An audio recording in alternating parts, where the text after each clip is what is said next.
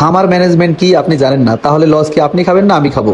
ওষুধ ম্যানেজমেন্ট কি আপনি জানেন না, তাহলে লস অবশ্যই আপনি খাবেন। ফিড ম্যানেজমেন্ট কি আপনি জানেন না, তাহলে অবশ্যই আপনি লস খাবেন। কিছুদিন পর পরই আপনার পাখিগুলো অসুস্থ হয়ে যায়। কেন হয়ে যায়? এগুলো যদি আপনি না বুঝতে পারেন, না ধরতে পারেন, আপনি খামারে ঢুকলেন, খাবার দিলেন, পানি দিলেন, আপনি যদি পাখির দিকে তাকান, তাকিয়ে যদি না বুঝতে পারেন যে আপনার পাখিগুলো কেমন সুস্থ সবল আছে কিনা, আপনি যদি এগুলো না বুঝতে পারেন, আপনার পাখি অসুস্থ কিন্তু আপনি দেখে ঘুরে চলে আসছেন, আপনি বুঝতে পারলেন না, তাহলে কিন্তু হবে না।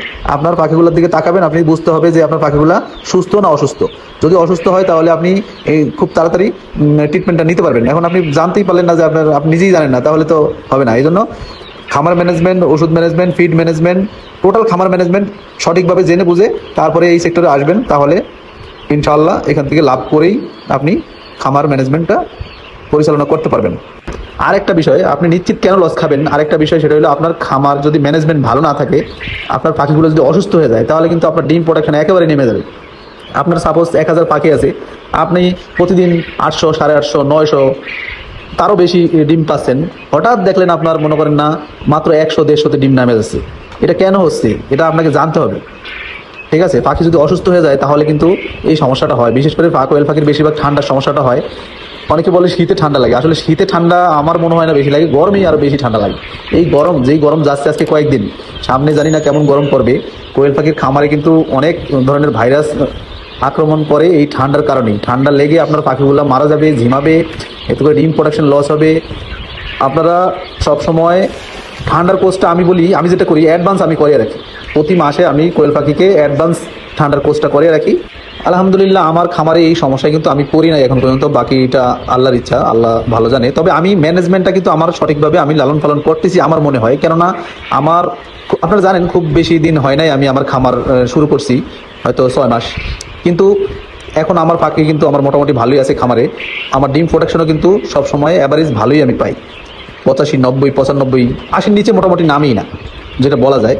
তো এই যে প্রোডাকশনটা তো এমনি এমনি আসে না, ম্যানেজমেন্ট ভালো হয় দেখেই তো আসে, তাই না?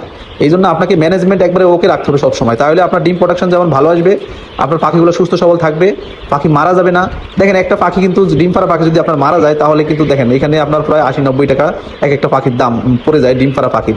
এই টাকাটা তো গেল আপনার, তারপরে আপনার মনে করেন না ডিম প্রোডাকশনে লস হয়। কেননা ওই যে আপনার যেখানে 800-900 ডিম পাইতেন সেখানে আপনার 100-150-তে নেমে আসে, এর থেকে কমও নেমে যায়।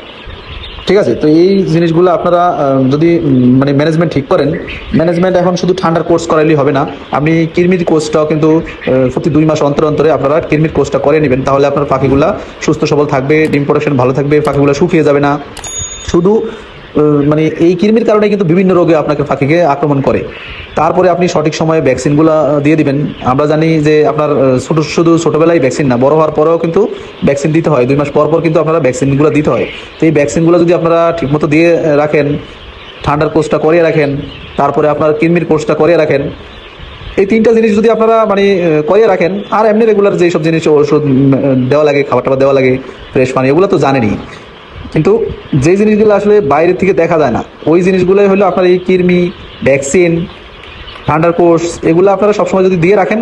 আর যারা আমরা খাঁচায় লালন পালন করি পাখি, তারা অবশ্যই এই সময়, বিশেষ করে এই গরমে আসে, কিন্তু ট্রেগুলো একবার প্রতিদিন পরিষ্কার করবেন, প্রতিদিন পরিষ্কার করবেন। এতে করে খামারে গ্যাস কম হবে। এমনিতেই তো গরম, তারপরে যদি ময়লা মনে করেন না খামারে জমে যায়, তাহলে কিন্তু আরও গ্যাসে একবারে মনে করেন না ভরে যায়। গ্যাস থেকে কিন্তু ঠান্ডা লাগে পাখির। তারপরে যারা লিটারে পালন করেন, এখন অবশ্য গরমে একটা সুবিধা আছে, লিটার খুব বেশি একটা পাল্টানো লাগে না। তারপরেও লিটারে দেখবেন অনেক সময় গ্যাস হয়ে যায়, তো গ্যাস হলে কিন্তু আপনার এই লিটারগুলো চেঞ্জ করে দিতে হবে, খেয়াল রাখতে হবে। ঠিক আছে, আর প্রতিদিন কিন্তু লিটারগুলা নাড়িয়ে দিতে হবে, নাড়িয়ে দিলে গ্যাসটা কিন্তু বেরিয়ে যায়। হ্যাঁ, তো এই জিনিসগুলো আপনারা যদি ঠিকঠাক মতো লালন পালন না করেন, তাহলে নিশ্চিত খামারে কিন্তু লস হবেই হবেই হবেই।